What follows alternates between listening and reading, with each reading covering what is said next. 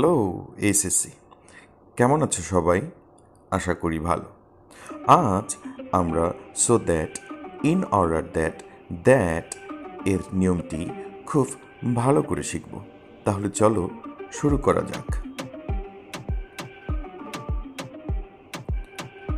So that, in order that, that এর বাংলা অর্থ হচ্ছে যাতে বা যার ফলে। এই সাবঅর্ডিনেটিং কনজাংশনগুলো দিয়ে কমপ্লেক্স সেন্টেন্স গঠিত হয়। এই কনজাংশনগুলো সবসময় সেন্টেন্স এর মধ্যে ব্যবহৃত হয়।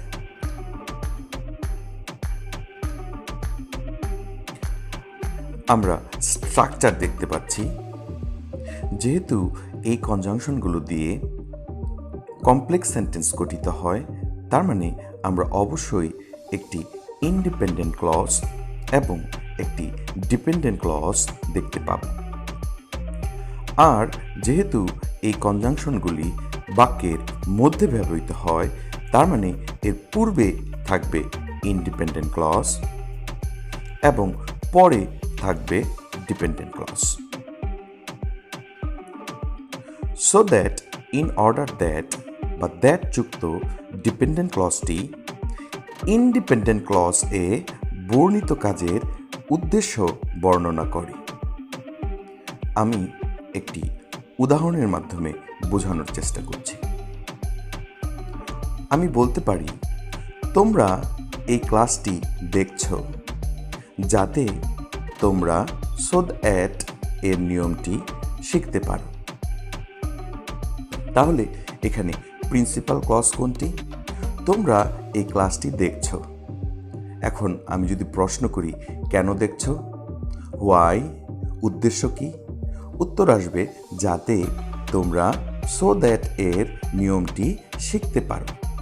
তার মানে ডিপেন্ডেন্ট ক্লজ এর কাজই হচ্ছে ইন্ডিপেন্ডেন্ট বা প্রিন্সিপাল ক্লজ এ বর্ণিত কাজের উদ্দেশ্য বর্ণনা করা। আচ্ছা, তারপর আমাদের যেটা বুঝতে হবে, ডিপেন্ডেন্ট ক্লজ এ সাবজেক্ট এর পর ক্যান বা মে বসে যদি ইন্ডিপেন্ডেন্ট ক্লজটি প্রেজেন্ট হয়। কিন্তু ডিপেন্ডেন্ট ক্লজ এ সাবজেক্ট এর পর কুড বা মাইট বসে যদি ইন্ডিপেন্ডেন্ট ক্লজটি পাস্ট টেন্স হয়। এটা আমরা আরও স্পষ্ট বুঝতে পারবো স্ট্রাকচারগুলো দেখলে। তাহলে চলো আমরা স্ট্রাকচারগুলো দেখি।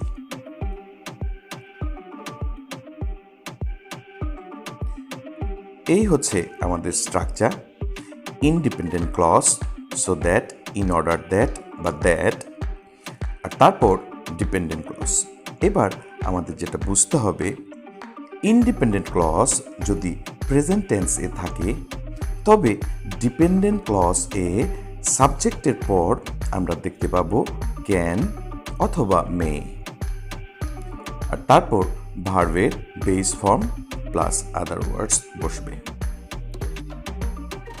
কিন্তু ইন্ডিপেন্ডেন্ট ক্লজ যদি থাকে পাস্ট টেন্সে, তবে ডিপেন্ডেন্ট ক্লজ এ সাবজেক্টের পর আমরা পাবো কুড বা মাইট, আর তারপর ভার্বের বেস ফর্ম প্লাস আদার ওয়ার্ডস বসবে। আমার মনে হয় আমরা স্ট্রাকচারগুলো বুঝে গেছি। তাহলে চলো আমরা কিছু এক্সাম্পলস দেখি।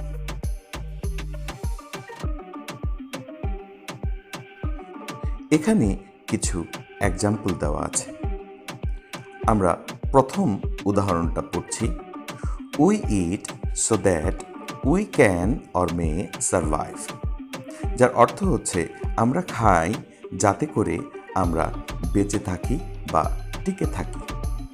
এখানে প্রিন্সিপাল ক্লজ কোনটি? উই ইট, আমরা খাই। কেন খাই?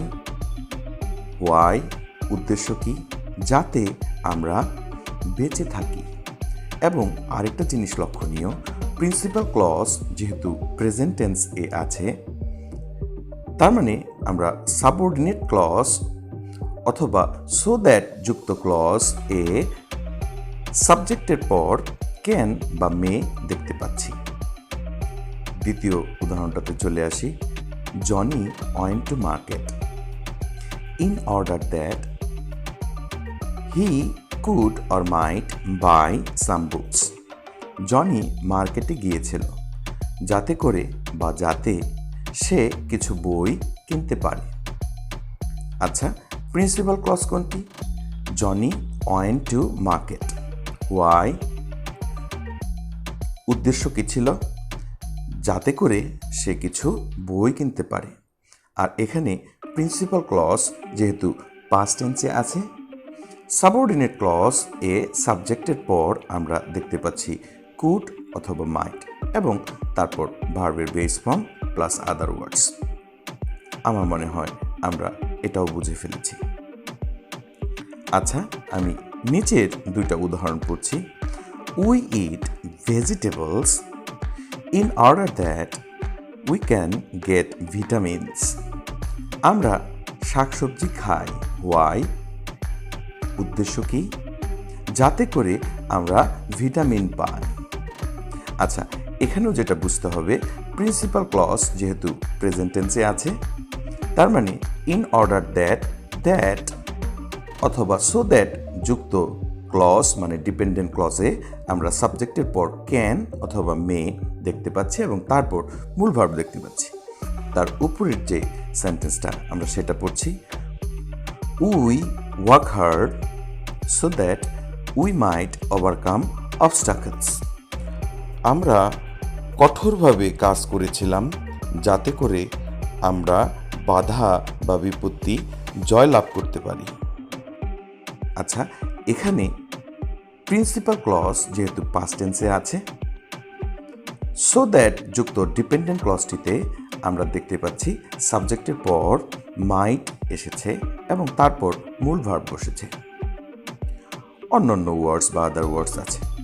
তার মানে আমরা স্ট্রাকচারগুলো সহ উদাহরণ বুঝে ফেললাম। আচ্ছা, দেখা যাক তারপর কি আছে। আমাদের যেটি না জানলেই নয় সেটি হচ্ছে, যেমন প্রিন্সিপাল ক্লজ যখন প্রেজেন্ট টেন্সে থাকে তখন সাবঅর্ডিনেট ক্লজে আমরা ক্যান বা মে ব্যবহার করি। We it so that we can or may survive, এটা আমরা জানি। কিন্তু আমাদের এটাও জানতে হবে প্রিন্সিপাল ক্লজ প্রেজেন্ট টেন্সে থাকলে সাবঅর্ডিনেট ক্লজ এ ক্যান বা মে না বসিয়ে আমরা শুধু প্রেজেন্ট টেন্সও ব্যবহার করতে পারি।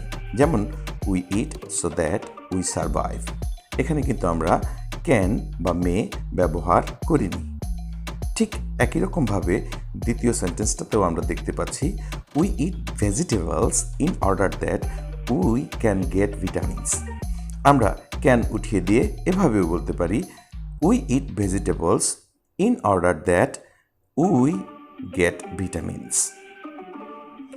তার মানে present tense plus so that plus আবার প্রেজেন্ট টেন্স ব্যবহার করা যায়। এই ছিল তোমাদের জন্য ছোট্ট একটা আয়োজন। আমার মনে হয় তোমরা বুঝতে পেরেছ। সবাই ভালো থাকো, ভালো করে পড়াশোনা করো। বাবাই।